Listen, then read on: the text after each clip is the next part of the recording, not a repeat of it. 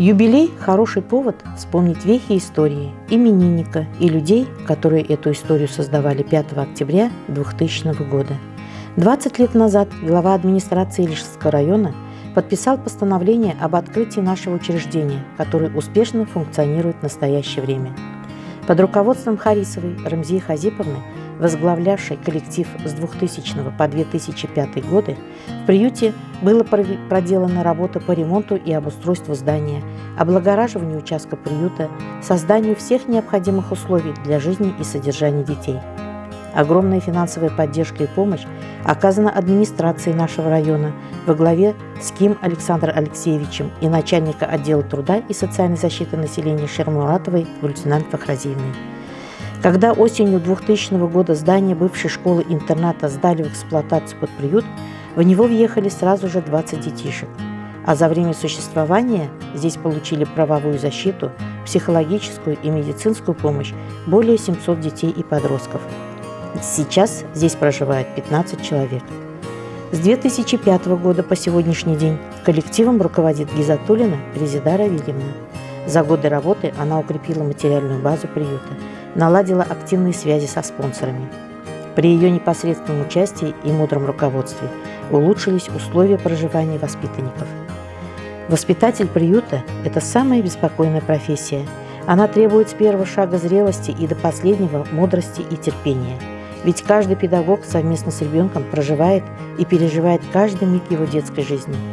Заменяя собой отсутствующих родителей, Галяудинова, Садыкова, Латыпова, Нартаева, Салихова дарит им тепло, ласку, воспитывает в них положительные качества. Это люди творческие. Об этом говорит проводимая кружковая работа, подготовка и проведение мероприятий, учебно-воспитательные занятия, участие в конкурсах, и всему этому они отдают немалую долю энергии и свободного времени, постоянно проявляя удивительную смекалку и фантазию. Занятия с педагогом-психологом Жариповой позволяют поддерживать хороший моральный климат в детском коллективе, учат находить выход из любой сложившейся ситуации, подготавливают детей к жизни в обществе. Сегодня хочется перечислить всех людей, отдавших приюту не один десяток лет, тех людей, без которых приют не существовал, не развивался, не двигался бы вперед.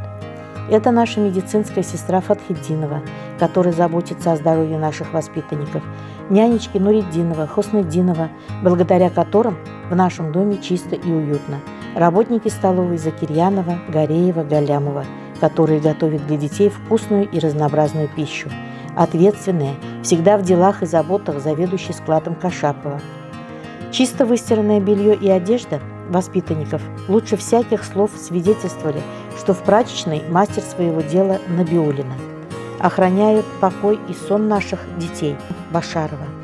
А вечерами рассказывают сказки и укладывают спать младшие воспитатели Шейхлисламова, Сергеева, приводят в порядок личные дела и всю документацию социальный педагог Хадимуллина и специалист по социальной работе Хайруллина. В наше нестабильное время приют как никогда нуждается в поддержке, в мудрых, понимающих, неравнодушных людях.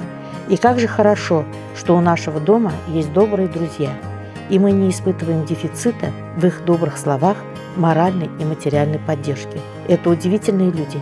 Они ни на минуту не забывают о судьбах воспитанников приюта и вкладывают в них частичку своей души, изыскивают возможность найти материальные средства для того, чтобы сделать наш приют добротным.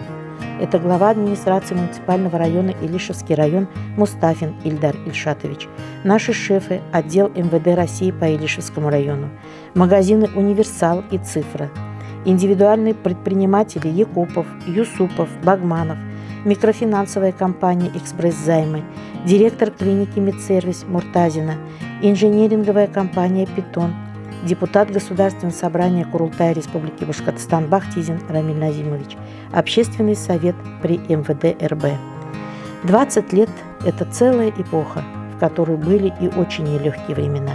Учреждение всегда выполняло и выполняет свою главную миссию – воспитать хороших людей и научить их жить в обществе.